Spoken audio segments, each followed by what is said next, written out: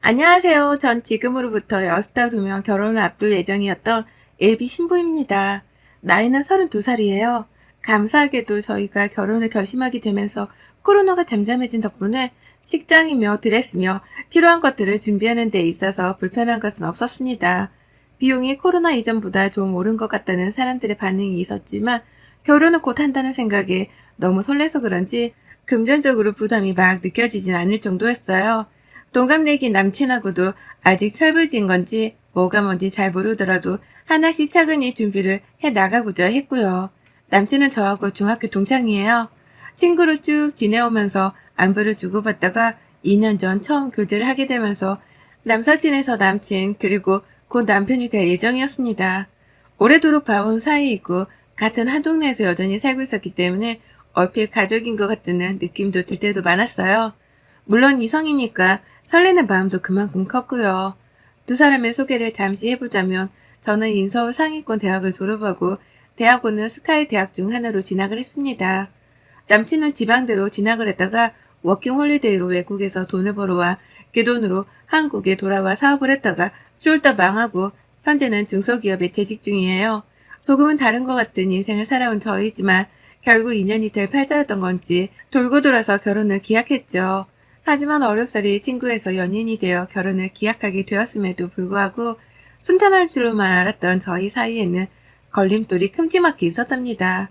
그건 바로 포스가 장난하니 저희 예비 시어머니셨어요. 저도 예비 시모를 한두 번씩 만난 적은 있었습니다. 아무래도 한 동네에 살다 보니 어쩌다 만날 일이 한 번씩은 꼭 있었죠. 다만 제가 성인이 되고 대학에 대학원 그리고 연구원으로까지 일을 하며 밤늦게 집으로 돌아오는 날들이 많다 보니 그 후로는 단 한 번도 마주쳐 본 적이 없었네요. 그 바람에 밤늦은 시각에 치안이 걱정된다며 남친이 저를 보려고 저희 집 앞에 찾아온 적이 많았고 그러다 한두 번씩 저희 엄마가 집 안으로 불러주셔서 함께 야식을 먹기도 했어요.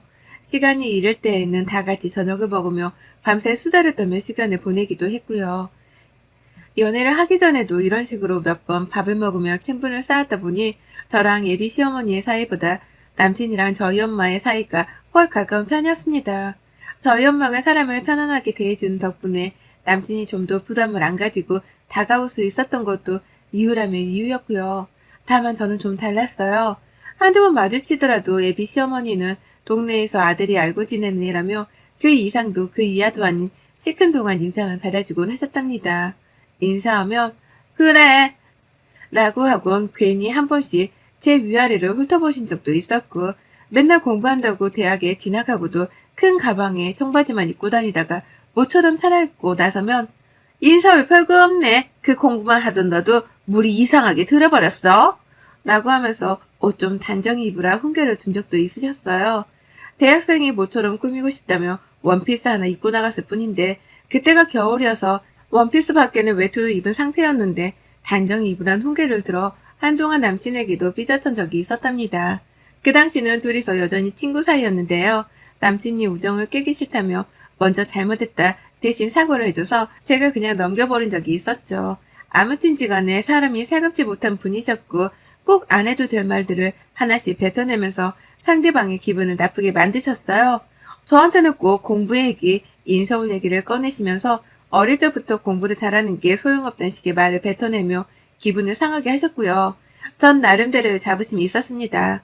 대학원에 진학했다가 졸업하고서도 현재 대기업 연구원으로 재직 중이고 앞으로도 뭔가 쭉 습득하고 연구하는 일을 하고 살 생각이었어요. 이게 적성에 맞았으니까요. 그리고 전 이런 제 모습이 다 저희 부모님의 영향을 많이 받았기 때문이라고 여겼습니다. 저희 부모님이 두 분 다 교육자시거든요.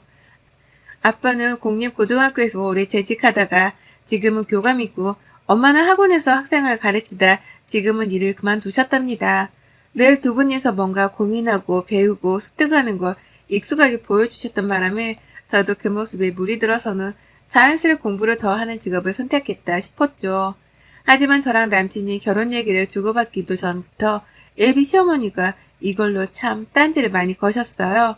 앞서 말씀드렸듯이 제가 늦게 귀가를 하는 바람에 예비 시모를 잘 볼 일이 없었는데요.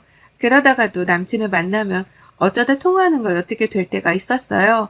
저희 집 앞에서 잠깐 볼 때에도 시어머니가 전화를 자주 하셨거든요. 왜 늦은 시각에 나갔냐는 잔소리를 하더니 저희 집 앞이라고 하면 길게 한숨을 쉬며 말씀하셨습니다. 걔는 지가 안 오고 왜 네가 가니? 라고 말이죠.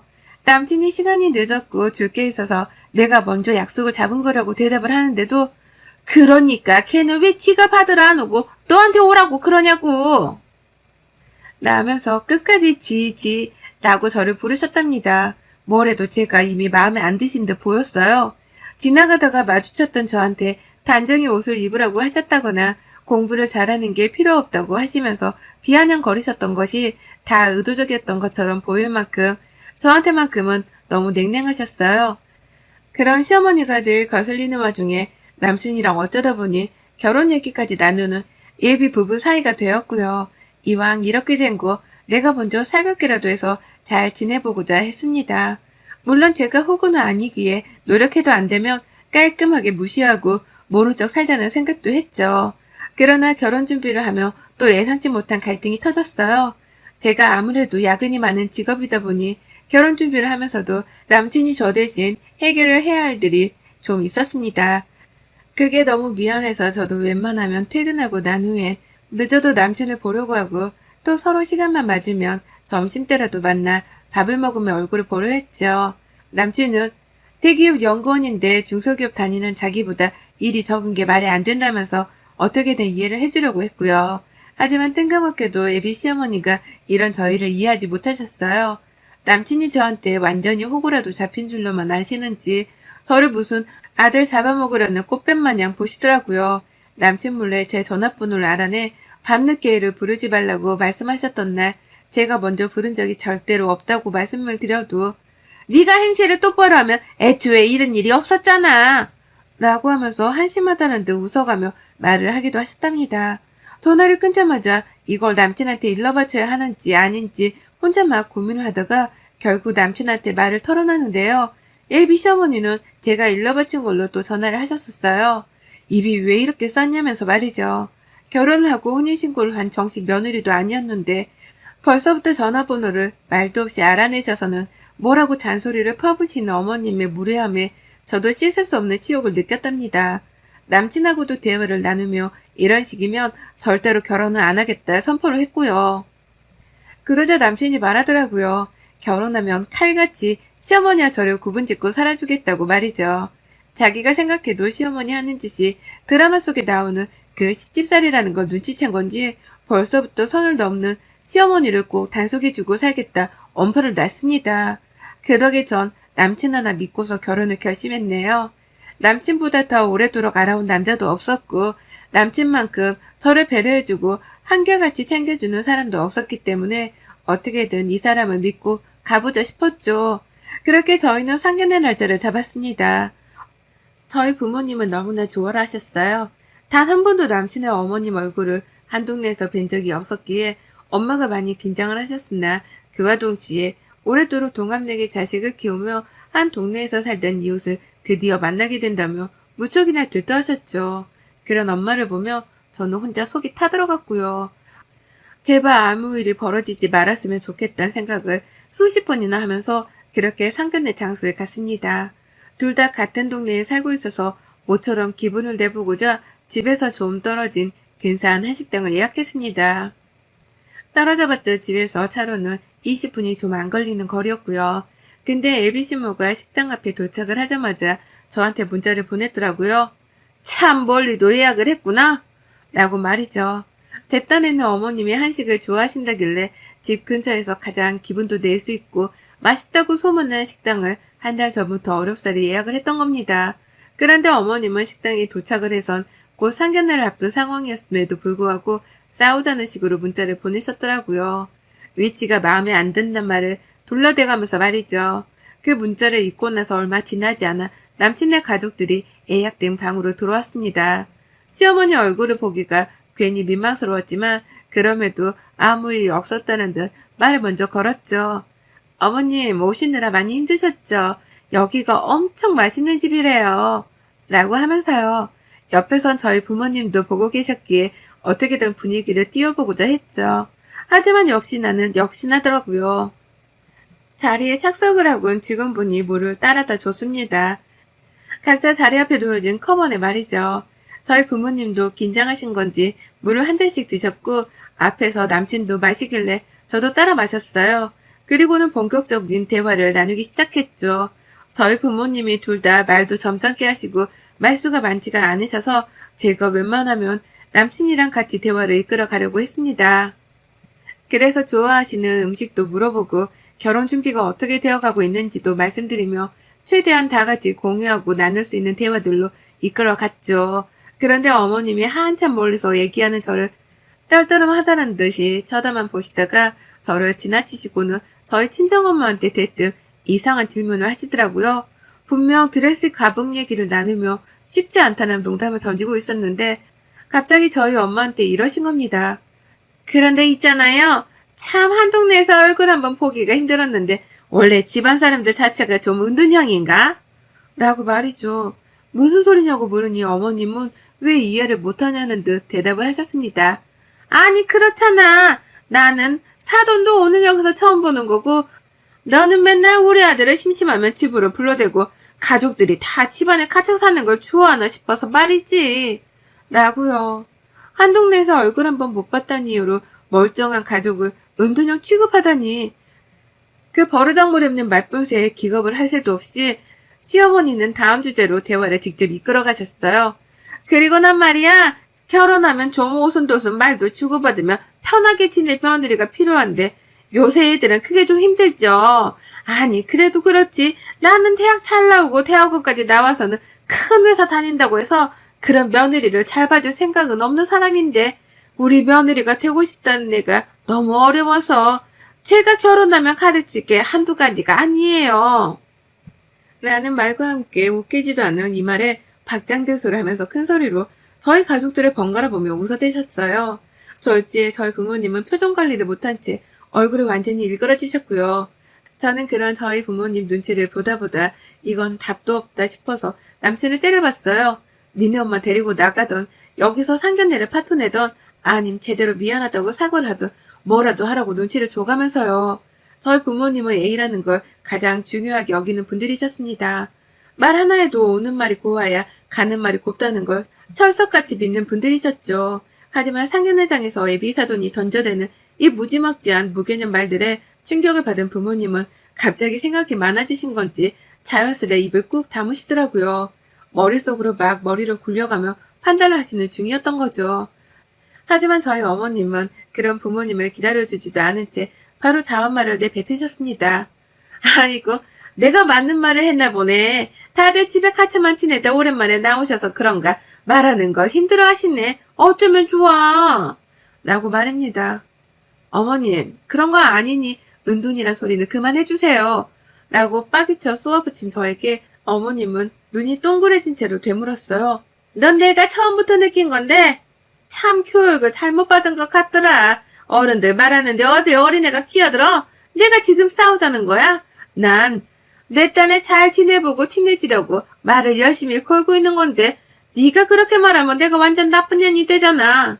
사돈, 아까 우리 며느리 될 애가 저보다 먼저 물을 떠마신 것부터 전 사실 기분이 별로였어요. 아무래도 제가 우리 며느리 될 아이 교육 하나는 제대로 시켜야 할까 봐요. 우리 사돈 교육값으로 오늘 애다는 5천만 원 정도 준비를 하셔야겠네. 라고 말이죠.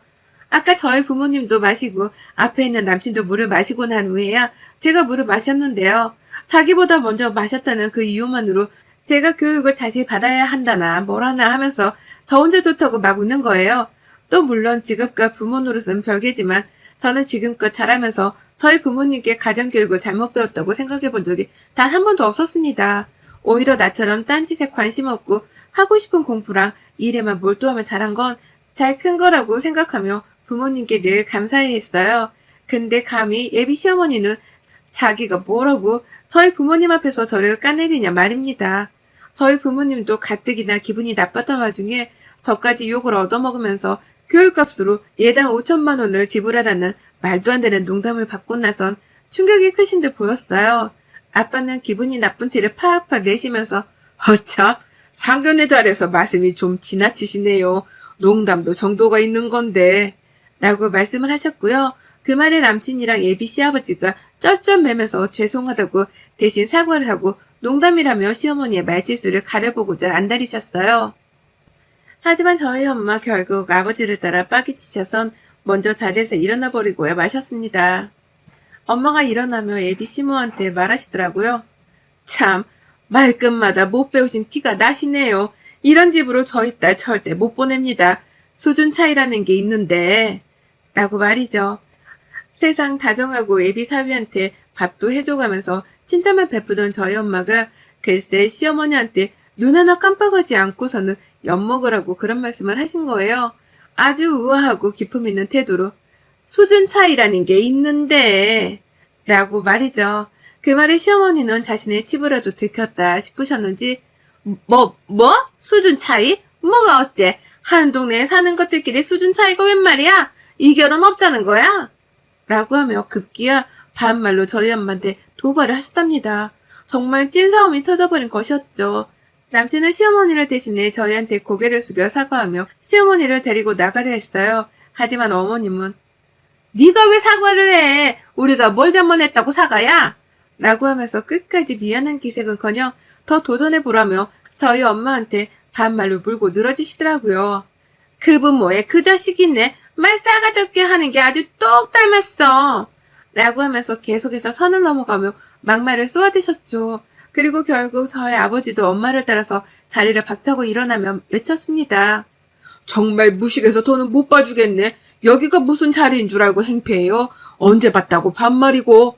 수진이, 너 이딴 집 구석으로 아빠는 절대 시집 못 보내니까 저 녀석이랑 당장 끝내. 내가 바로 멀쩡한 놈으로 선자리 알아봐 줄 테니까. 남자가 없어서 당신네 아들을 만나는 줄 알아? 내가 교감이고 우리 와이프 주변이 다 초등학교 교사 선후배들인데 당신 같은 시애미한테 내 딸을 보내느니 차라리 평생 혼자 살게 내버려두는 게 낫겠네. 웬 똥을 밟아서는 에라이? 라고 말씀을 하셨고요. 똥이 더러워서 피한다는 걸 보이고자 하신 건지 부르르 몸까지 떠는 신용을 하시고는 괜히 마른 침을 퇴하고 뱉어버리셨어요. 막무가내로 나오는 시어머니한테는 이런 무대뽀적인 맞짱밖에 방법이 없다는 걸 아빠가 잘 아셨던 겁니다. 하도 오래도록 애들을 가르쳐왔다 보니 사람 상대하는 걸 귀신같이 아셨던 거죠.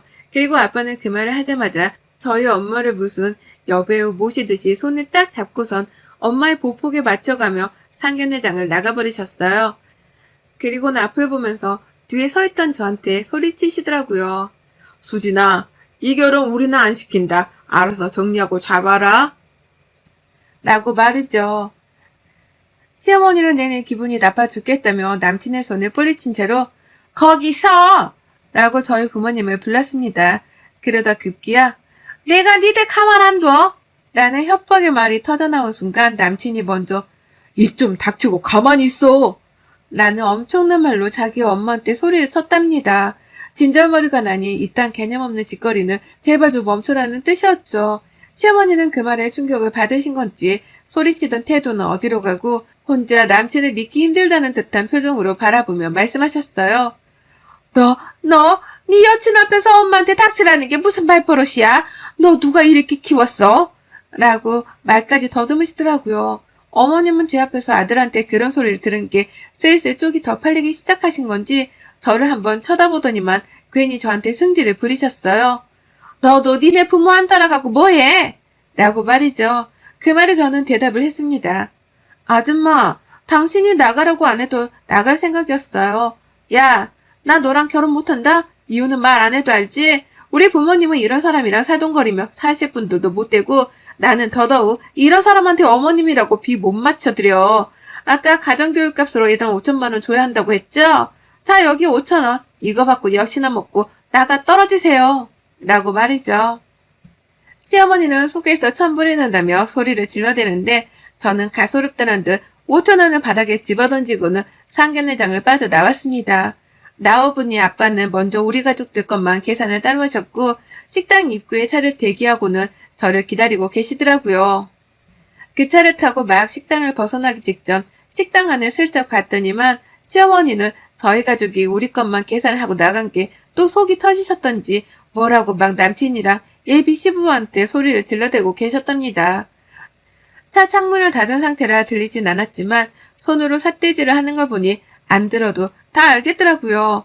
엄마는 인생 경험을 했다 생각하라며 계속해서 절 달래고 진정시키려 했고 아빠도 제가 상처받을 것이 걱정이 되었던지 요새도 저런 여자가 다 있네. 아유, 세상이 어찌 될라고. 라고 하면서 시어머니가 이상하다는 걸 계속 어필하셨답니다. 그리고 전 오히려 저희 부모님께 제가 너무 멀쩡하다는 걸 보이고자 방긋 웃어버리며 결혼할 남자가 세상에 놀렸는데 뭐가 속상해. 라며 분위기를 새삼 띄우려 노력했네요. 다만 집에 와서 괜히 부모님께 죄스러웠어요. 평생 남들한테 욕먹을 짓을 안 하고 사신 양반들인데 예비시모 한 사람 때문에 더러운 소리까지 들어가면서 화를 참던 부모님의 모습에 밤잠을 설쳤답니다. 밤새도록 해가 뜨는 와중에도 일어났냐고 문자를 보내고 대화를 나누자며 졸라대는 남친의 문자는 계속 씹었어요. 처음엔 무슨 말을 해줘야 할지 몰랐거든요. 예비시모 욕도 하고 싶고 제때 끌고 나가지 않아서 더 큰 사단을 만든 남친도 원망스러웠지만 그래도 일단 마음의 정리를 할 시간이 필요했습니다. 그리고 날이 밝자마자 남친한테는 이별을 통보했어요. 예비신모가 생각보다 더 무식하고 배려 없는 분인 것 같다면서 우리 부모님이 살면서 많은 학부모들도 만나고 학생들도 만났지만 니네 엄마 같은 사람은 처음 봤다더라 라고 말을 했더니만 남친도 그걸 아는데 제가 콕 집어넣은 게 쪽이 팔렸는지 알겠다고 수긍을 했습니다. 이별도 동의를 한 거예요. 그렇게 순순히 이별을 할 줄 알았더니만 거의 2주가 넘도록 집 앞에 찾아와 저희 엄마한테 사죄를 드리고 저희 아빠한테 쫓겨나 보기도 하고 정말 별별 미련을 다 떨었어요. 그러다 결국 제 입에서 더는 질려서 꼴도 보기 싫다는 말이 나오니 그 길로 다시는 저희 집을 찾아오지 않았어요. 문자나 카톡도 제가 먼저 차단을 해서 잘은 모르지만 연락도 더는 오지 않았고 아빠 말로는 길에서 한번 마주쳤는데 저희 아빠를 보자마자 야생동물이라도 본 듯 놀래하며 뒤로 도망을 쳐버렸다더라고요. 그 덕에 세상 남친이 한 동네에서 얼굴 보고 살기 쪽팔린 줄은 아는가 보구나 싶었답니다. 자기 엄마가 그런 무례를 상견례에서 범했는데 제가 친구들한테 소문이라도 내면 쪽이 배가 될 거라는 걸 스스로도 잘 알았던 거죠. 그러니 제 화를 부채질하지 않고 잠수를 타는 방법을 선택했을 테고요. 그래서 저도 차마 남친 엄마에 대한 뒷담화는 제 중학교 친구들에게 하지 않기로 했어요. 건너 친구들이 다 서로 알고 지내는 사이니까 혹여나 나중에 제 절친한 친구들 중에서 남친이랑 결혼하겠다고 나서는 친구가 나오면 그땐 제 친구 인생을 구제하기 위해서 제가 겪은 일들을 털어놓을 생각이에요. 그전까지는 예비시모 같은 엄마를 둔 남친을 불쌍해하면서 얼른 마음이나 추스리고 남친을 싹 다 정리하기로 했습니다. 생각보다 힘들 줄 알았던 이별이었는데 예비시모한테서 너무 충격을 받아 그런지 이별이 그리 어렵지는 않네요. 여러분의 생각은 댓글로 남겨주세요. 오늘도 시청해 주셔서 정말 감사합니다.